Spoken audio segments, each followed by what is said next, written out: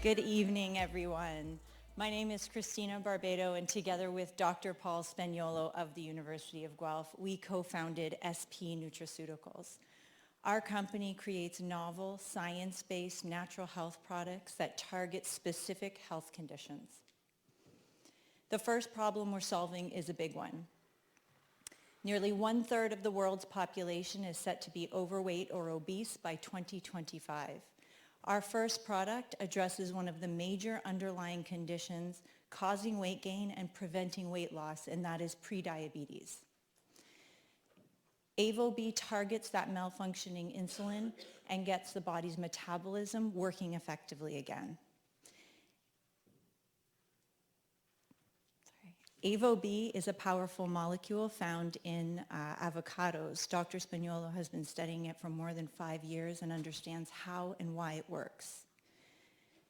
Avo B is not a Me Too supplement. There's no other product on the market that contains this active compound.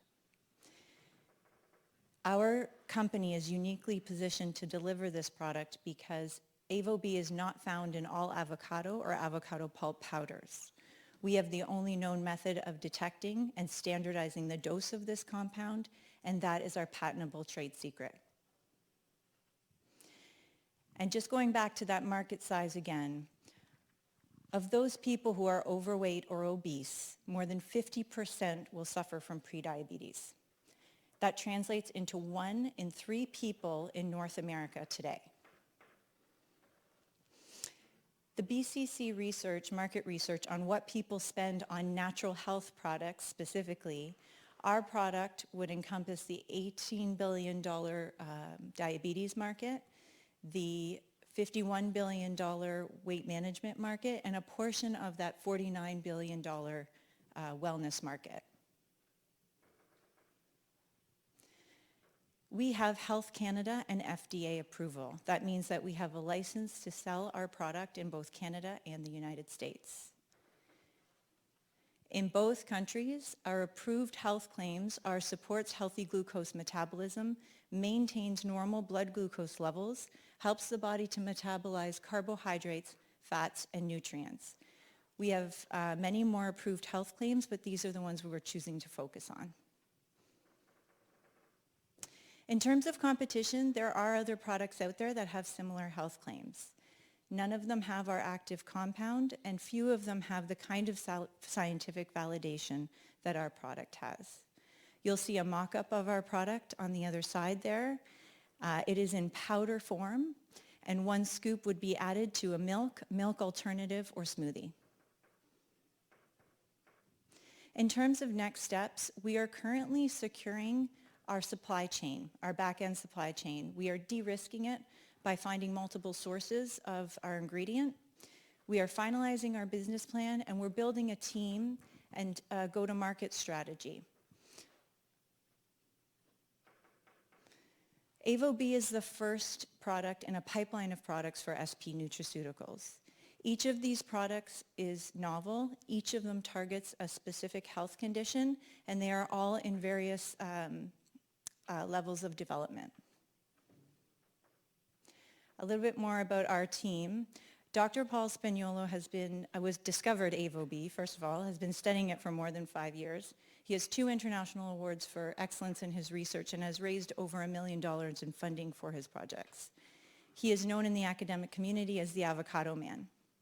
Up until last year, I worked as a civil litigator downtown Toronto. As of April last year, I left that to be full-time for SP Nutraceuticals as the CEO. SP Nutraceuticals has raised $1.4 million from angel investors today. We are currently well-funded to launch this first product. We're looking for advisors and subject matter experts, people who have intimate knowledge of the natural health product industry, who can help us scale and take our products global. Thank you.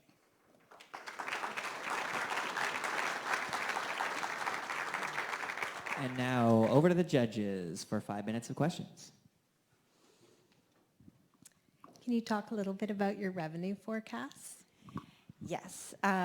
We are still securing up that back end, so we don't have an exact number on our cost for the product. But we do know it will be a premium priced product. Our ingredients in avocado, as you know, is always extra. And likewise, our avocado pulp powder is more expensive than your average ingredient.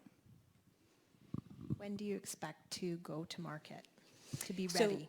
Yeah, so our revenue model is based on strategic partnerships and looking for companies who want to partner with us for sales, marketing, and distribution.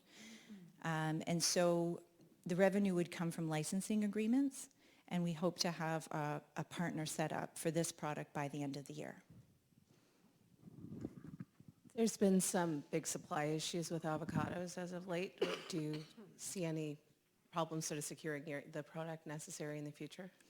So we have had, that's a complicated answer. So in terms of what happened recently, we don't see that being an issue for us as long as we've de-risked that back end and have multiple sources.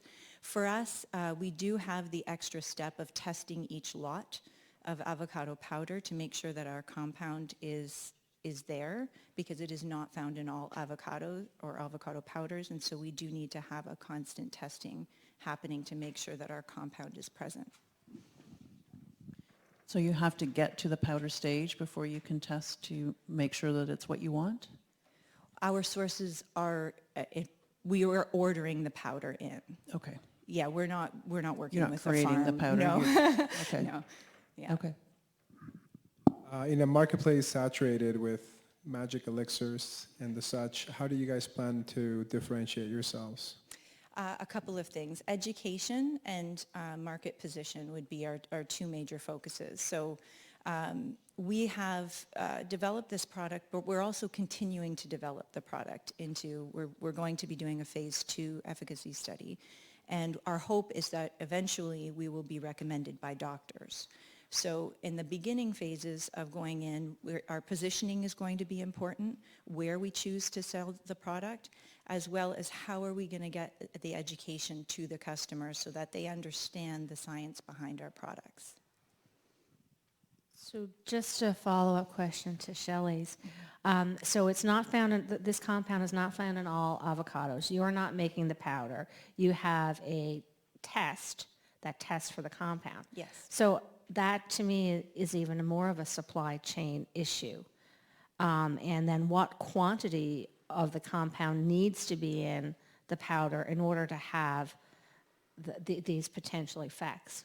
Exactly. So a couple of things on that. The testing, we've sat down with our suppliers or the potential suppliers that we've identified, and we've come up with a way to have that testing done within a couple of days. So they would have overnight shipping to where we're doing the testing. The testing happens over 2 days, and then it's an email back approving that lot.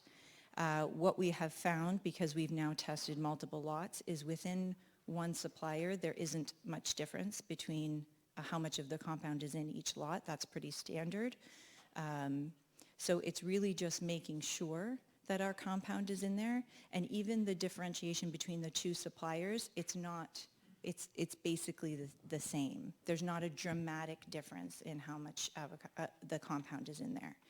But we did find that it was either present or not. But any prediction on what makes it present or not? Is that weather? Is it geography? Is it the type of avocado? No, we're going to put Paul on that, I think. We're going to have him keep researching to find that out, because It's just a random thing? it's an unknown, yeah. You had a quick slide where you identified some of your competitors. Yes. Who are your competitors in this market? How do you define your competitors? Well, for this, we looked for anyone out there who had a product that was specifically targeting glucose levels, and cinnamon seems to be a popular one. Chromium is big. There's a few other. They're all different, is what you'll find, and most natural health companies that have multiple SKUs will have some kind of glucose product. Thank you.